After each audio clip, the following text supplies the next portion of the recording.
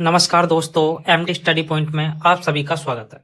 आज के इस क्लास में हम समझेंगे 12th क्लास की पॉलिटिकल साइंस की सेकंड बुक का चैप्टर 5 कांग्रेस प्रणाली, चुनौतियां और पुनर्स्थापना। तो चलिए दोस्तों, आज की इस क्लास को शुरू करते हैं। राजनीतिक उत्तराधिकार की चुनौती। दोस्तों, भारत में 1962 के चुनावों के बाद 1964 में नेहरू का देहांत हो गया था। नेहरू जी के देहांत के बाद भारत में अब उत्तराधिकारी किसे बनाए? नेहरू भारत के एक महानतम नेताओं में से एक थे। देश को आजाद करने में महत्वपूर्ण भूमिका निभाई। भारत में कई सारी नीतियां बनाई। इनके आजू बाजू भी कोई नेता नहीं हुआ। जब इनका देहांत हुआ तो देश के सामने ये चुनौती उत्पन्न हुई कि अब इनके बाद भारत में प्रधानमंत्री किसे बनाया जाए। अब कौन भारत का प्रधानमंत्री बनेगा? क्या भारत में लोकतांत्रिक व्यवस्था आगे चल पाएगी या भारत में लोकतंत्र समाप्त हो जाएगा? कई बाहर के लोगों ने तो ये भी आशंका जताई कि भारत में अब लोकतंत्र नहीं रह पाएगा। कई ऐसे देश थे जो भारत के साथ ही लगभग आजाद हुए थे। उनमें से ज्यादातर देशों में सैनिक शासन कायम हो गया था। तो ऐसे में ये आशंका भी जताई जा रही थी कि भारत में भी सेना शासन पर कब्जा कर लेगी और भारत में भी सैनिक शासन आ जाए। लेकिन इस चुनौती का सामना भारतीय नेताओं ने अच्छी तरह से करा और नेहरू के बाद शांतिपूर्ण ढंग से लाल बहादुर शास्त्री को प्रधानमंत्री बना दिया गया। के कामराज उस समय कांग्रेस पार्टी के अध्यक्ष हुआ करते थे। इन्होंने अपनी पार्टी के बड़े बड़े नेताओं से सलाह मशवरा करा और लाल बहादुर शास्त्री को प्रधानमंत्री बनाए। लाल बहादुर शास्त्री निर्विरोधी प्रधानमंत्री बने, सर्वसहमति के आधार पर प्रधानमंत्री बनाए गए। दोस्तों, लाल बहादुर शास्त्री कौन थे? इनके बारे में दोस्तों, लाल बहादुर शास्त्री उत्तर प्रदेश के थे। नेहरू के कार्यकाल में ये कई सालों तक मंत्री पद पर रहे।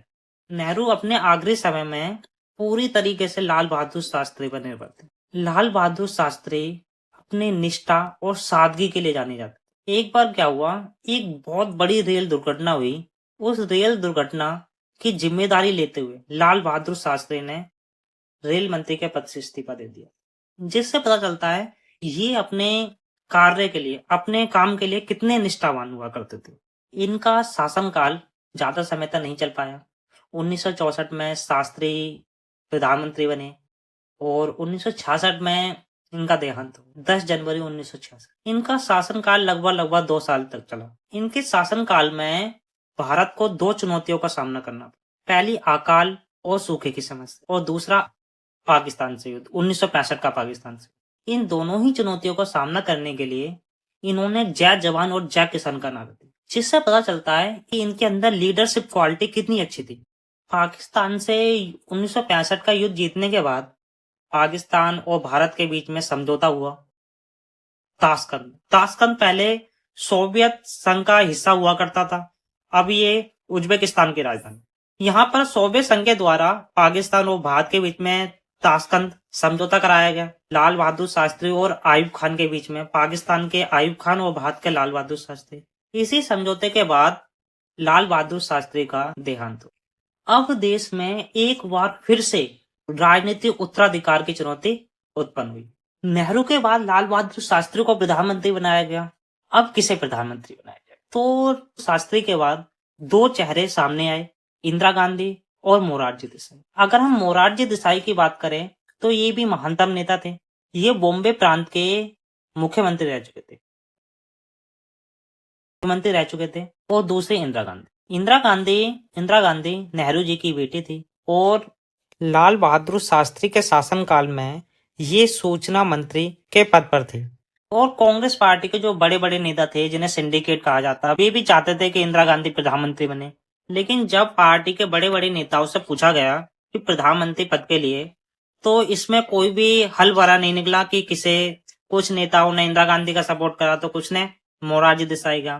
तो इसको लेकर सभी सांसदों को बुलाकर उनसे गुप्त मतदान करवाया, तो जिसमें इंदिरा गांधी को 2/3 से ज्यादा बहुमत मिला और इंदिरा गांधी को प्रधानमंत्री बना दे। इस प्रकार से लाल बहादुर शास्त्री के बाद इंदिरा गांधी प्रधानमंत्री बनी। इंदिरा गांधी को प्रधानमंत्री बनाने के पीछे एक मंशा ये भी थी कि ज्यादातर नेताओं का मानना था इंदिरा गांधी को ज्यादा राजनीति का ज्ञान नहीं है जिस कारण वे ज्यादातर जो काम करेगी वे पार्टी के बड़े बड़े नेताओं से सलाह मशवरा करके ही करेगी। इसलिए भी इंदिरा गांधी को लाल बहादुर शास्त्री के बाद प्रधानमंत्री बनाया गया। 1960 के दशक को खतरनाक दशक क्यों कहा जाता है? 1960 के दशक को खतरनाक दशक कहा जाता है क्योंकि गरीबी, असमानता, सांप्रदायिकता और क्षेत्रीय विभाजन जैसी समस्या देश के सामने थी और दो देशों के साथ भारत को युद्ध करना पड़ा था, चीन और पाकिस्तान के साथ। 1962 में भारत का युद्ध चीन से हुआ और 1965 में पाकिस्तान के साथ हुआ। इन दोनों देशों से भारत को इस दशक में युद्ध का सामना करना पड़ा और दो महान नेताओं का जल्दी जल्दी निधन हो गया था, लाल बहादुर शास्त्री और पंडित जवाहरलाल नेहरू। तो इन सभी कारणों की वजह से 1960 के दशक को खतरनाक दशक कहा जाता है। चौथे आम चुनाव। दोस्तों, चौथे आम चुनाव 1967 में हुए। इन चुनावों के आने तक कई बड़े बदलाव आ चुके थे। दो प्रधानमंत्रियों का निधन हो गया था, नेहरू और लाल बहादुर शास्त्री का, और नए प्रधानमंत्री को पद संभाले 1 साल भी नहीं हुआ था। अगर हम उस समय की बात करें दोस्तों, उस समय भारत में गंभीर आर्थिक संकट था। मानसून की असफलता के कारण खेती में गिरावट आ गई थी, मुद्रा में कमी हो गई थी, देश में अकाल जैसी समस्या थी। दो देशों से भारत का युद्ध हो चुका था, चीन और पाकिस्तान से। तो इन सभी समस्याओं के बीच ही चौथे आम चुनाव कराए गए थे। इन चुनावों में कांग्रेस को लोकसभा और विधानसभा दोनों जगहों पर गहरा धक्का लगा था, क्योंकि लोकसभा में कांग्रेस पार्टी को केवल 282 सीटें मिली थी, जो बहुमत से केवल 22 सीटें अधिक थी, और 9 राज्यों में कांग्रेस पार्टी चुनावों में हार गई थी। 7 राज्यों में तो बहुमत नहीं मिला था और 2 राज्य में दल बदल के कारण कांग्रेस पार्टी को हार मिल गई थी। तो इन सभी कारणों की वजह से कई सारे राजनीतिक लोगों ने इन चुनावों को राजनीतिक भूकंप की संज्ञा दी, क्योंकि अब तक कांग्रेस पार्टी अजेय लग रही थी। ऐसा लग रहा था कि कांग्रेस पार्टी को हराया ही नहीं जा सकता। लेकिन 1967 के चुनाव के बाद ऐसा लगने लगा कि कांग्रेस पार्टी को भी हराया जा सकता। गैर कांग्रेसवाद क्या? 1967 के चुनावों में कांग्रेस की विरोधी पार्टियों ने यह महसूस किया कि उनके वोट बढ़ जाने के कारण कांग्रेस सत्तासीन है, कांग्रेस हर बार चुनाव जीत जाती है। इसलिए 1967 में जो दल अपनी विचारधारा में एक दूसरे से बिल्कुल अलग थे, वे सभी एकजुट हुए और उन्होंने कांग्रेस के विरोध में एक संगठन बनाया, जिसे समाजवादी नेता राम मनोहर लोहिया ने गैर कांग्रेसवाद का नाम दिया। दल बदल। जब कोई प्रतिनिधि किसी दल के चुनाव चिन्ह को लेकर चुनाव लड़े और जीत जाए, और चुनाव जीतने के बाद इस दल को छोड़कर किसी दूसरे दल में शामिल हो जाए, इसी को दल बदल कहते हैं। मान के चलो, कोई उम्मीदवार अगर कांग्रेस पार्टी का चुनाव चिन्ह लेके खड़ा होता है और जीतने के बाद बीजेपी पार्टी में शामिल हो जाता है, तो इसे दल बदल कहेंगे।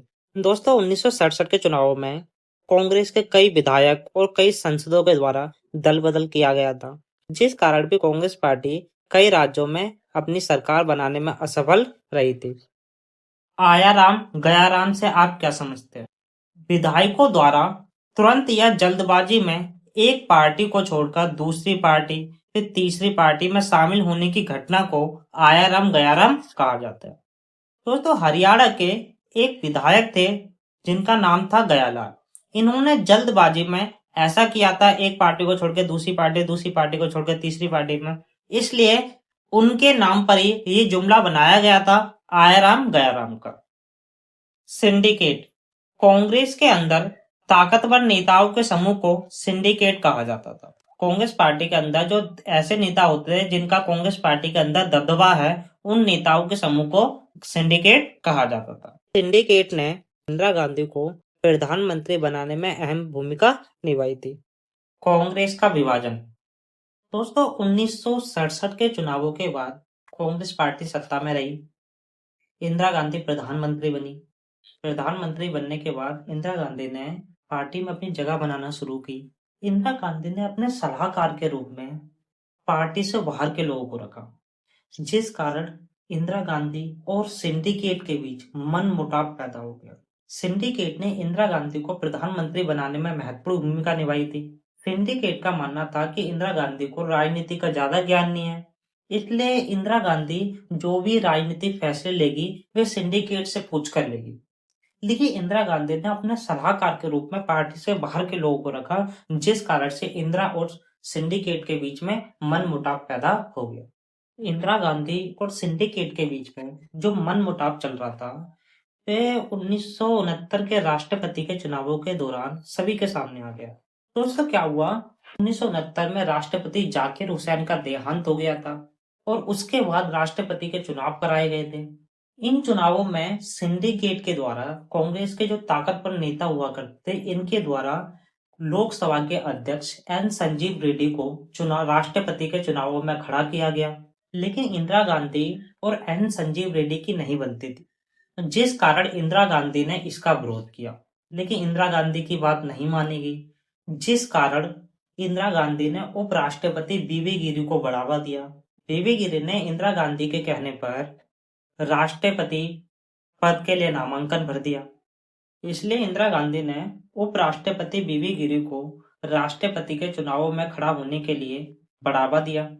इसलिए बीवी गिरी ने राष्ट्रपति के चुनावों के लिए नामांकन भर दिया और इंदिरा गांधी ने बीवी गिरी का सपोर्ट करते हुए सभी सांसद और विधायकों से अपील करी, अंतर आत्मा की आवाज पर वोट देने के लिए कहा। जब राष्ट्रपति के चुनाव के परिणाम आए तो उसमें बीवी गिरी राष्ट्रपति का चुनाव जीत गए और एन संजीव रेड्डी इन चुनावों में हार गए थे, जिस कारण कांग्रेस पार्टी दो भागों में विभाजित हो गई। सिंडिकेट वाली कांग्रेस पार्टी को कांग्रेस ओ कहा गया और इंदिरा गांधी की कांग्रेस पार्टी को कांग्रेस आर कहा गया। विभाजन के बाद इंदिरा गांधी की जो कांग्रेस पार्टी थी वो अल्पमत में आ गई, उसके पास बहुमत नहीं बचा, जिस कारण इंदिरा गांधी ने डीएमके और सीपीआई के साथ गठबंधन करा और केंद्र में अपनी सरकार बनाए रखी। 1971 के चुनाव में कांग्रेस पार्टी के जीतने के क्या कारण थे? दोस्तों, 1971 में 5वें आम चुनाव कराए गए, जबकि 5वें आम चुनाव 1972 में होने थे, क्योंकि इंदिरा गांधी ने कार्यकाल पूरा होने से पहले ही लोकसभा को भंग कर दिया था, जिस कारण 1971 में मध्यवर्ती चुनाव कराए गए। इन चुनावों में इंदिरा गांधी ने कई सारी नीतियां अपनाई, जिस कारण इंदिरा गांधी 1971 के चुनावों में भारी बहुमत से जीती। पहला था गरीबी हटाओ का नारा। इंदिरा गांधी ने चुनावों से पहले गरीबी हटाओ का नारा दिया था। यह नारा गरीबों के समर्थन में था, इसलिए गरीब लोगों ने इंदिरा गांधी का समर्थन किया। दूसरा है प्रीवी पर्स की समाप्ति। प्रीवी पर्स रजवाड़ों को मिले विशेष अधिकार थे। प्रीवी पर्स रजवाड़ों को मिले विशेष अधिकार थे। दोस्तों, रजवाड़ों को भारत सरकार द्वारा कुछ विशेष भत्ता दिया जाता था, जिसे प्रीवी पर्स कहा जाता था। इंदिरा गांधी ने प्रीवी पर्स को समाप्त कर दिया, क्योंकि इंदिरा गांधी का मानना था ये पैसा बड़े पैमाने पर राजाओं की शानो शौकत में खर्च किया जा रहा है। इस पैसे को अगर हम गरीब जनता के विकास में लगाएंगे तो गरीब जनता का विकास होगा, भारत गरीबी से उभरेगा। इंदिरा गांधी का यह फैसला भी जनता को बहुत ज्यादा पसंद आया, जिस कारण भी जनता ने बढ़ चढ़कर इंदिरा गांधी का समर्थन किया था। अगला है 20 सूत्री कार्यक्रम। इंदिरा गांधी ने चुनावों से पहले 20 सूत्री कार्यक्रम चलाया था, जिसमें भूमि सुधार, शिक्षा, आवास, स्वास्थ्य आदि मूलभूत आवश्यकताओं पर जोर दिया गया था। ये कार्यक्रम गरीब जनता के समर्थन में थे। इनसे गरीब जनता को, भारत के किसानों को काफी ज्यादा फायदा हो रहा था, जिस कारण भी गरीब जनता ने और भारतीय किसानों ने इंदिरा गांधी का बढ़ चढ़ कर समर्थन किया था। बैंकों का राष्ट्रीयकरण। इंदिरा गांधी ने चुनावों से पहले 14 बैंकों का राष्ट्रीयकरण कर दिया था। 14 जो प्राइवेट बैंक थी उन्हें सरकारी कर दिया था, जिस कारण किसानों पर जो भी लोन वगैरह था वो सभी माफ हो गया था और किसानों को अब आसानी से ऋण प्राप्त हो जाता था। कम ब्याज पे किसानों को ऋण मिल जाता था, जिस कारण भी किसानों ने इंदिरा गांधी का समर्थन करा और इंदिरा गांधी भारी बहुमत से 1971 के चुनावों में जीत पाई। 1971 के चुनावों के परिणाम। 1971 के चुनावों में इंदिरा गांधी को 352 सीटें मिली थी लोकसभा के चुनावों में। सीपीआई के साथ गठबंधन करके इंदिरा गांधी की सरकार के पास 375 सीटें हो गई थी और ग्रैंड अलायंस को 40 से भी कम सीटें मिली थी।